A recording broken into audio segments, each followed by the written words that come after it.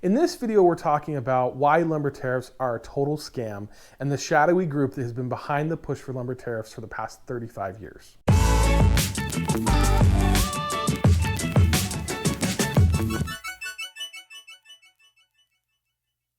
In my last video, I talked all about Canadian lumber tariffs, what they are, how they came about, and what the current situation is. As a quick recap, tariffs are a tax paid by importers that are really passed on to consumers in the form of higher prices. The current lumber trade dispute really dates back to the 1980s and continues to today.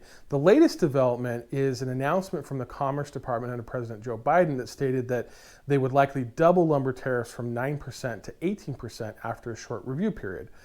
So now that we have the lay of the land and understand where we are, let's get into why lumber tariffs are a total racket. Now, the first reason is who actually pays for the tariff. Technically, the tariff is paid by the importing company, but those costs are really passed on to consumers.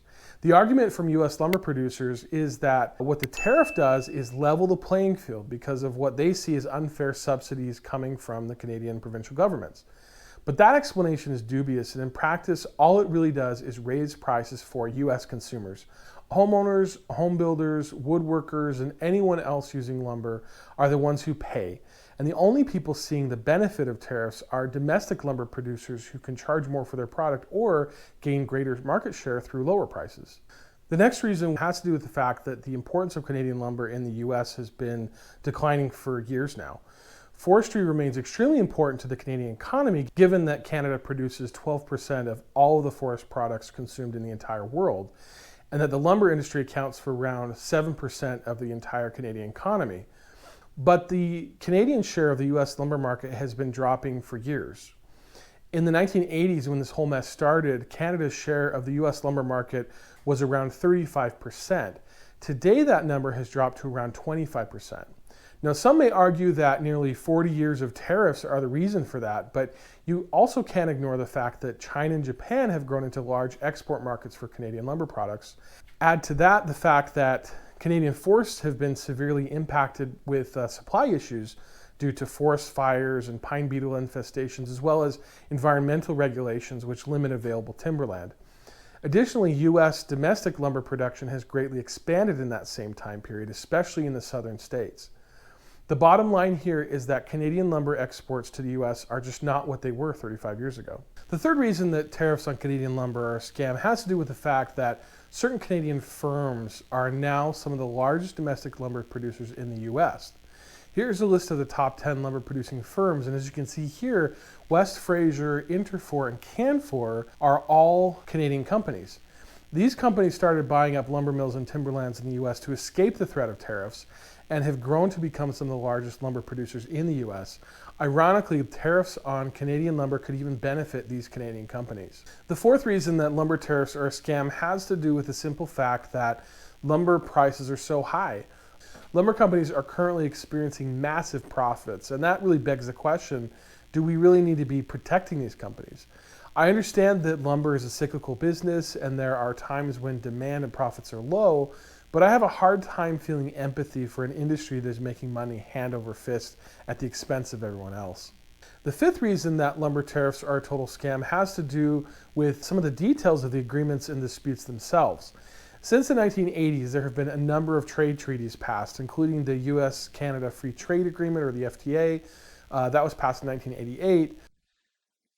Sending to the Congress what will be one of the most historic pieces of legislation during my presidency, implementing legislation for the U.S.-Canada Free Trade Agreement. And the North American Free Trade Agreement, or NAFTA, that was passed in 1994. In a few moments, I will sign the North American Free Trade Act into law. NAFTA will tear down trade barriers between our three nations.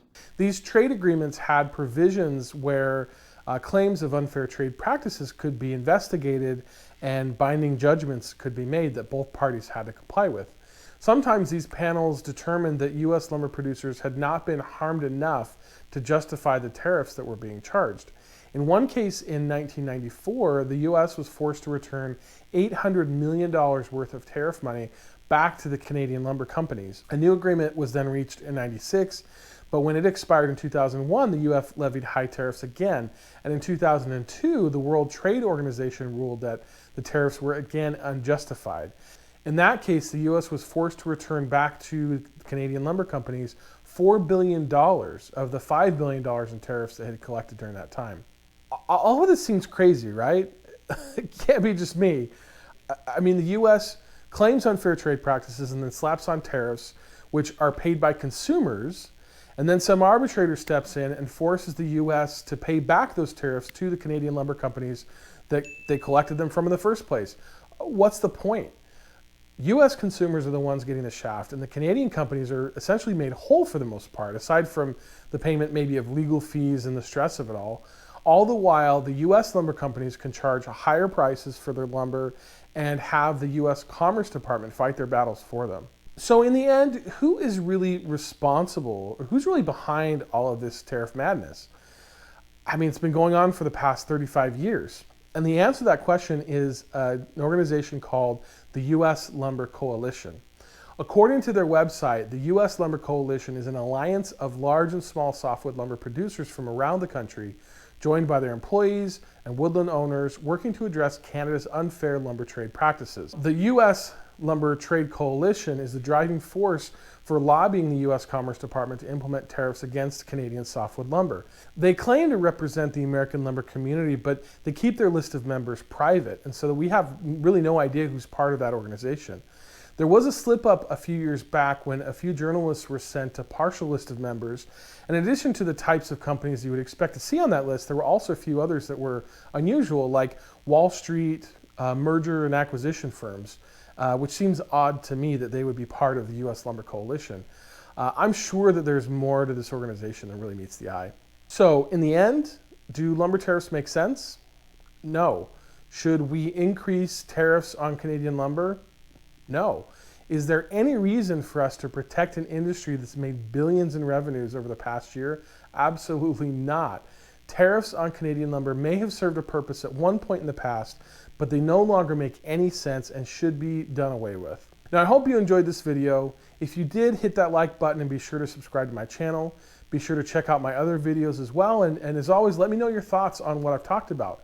Do you agree with my points? Do you disagree? Are you seeing something different? Be sure to leave a comment and let me know all about it. Thanks again, and we'll see you in the next one.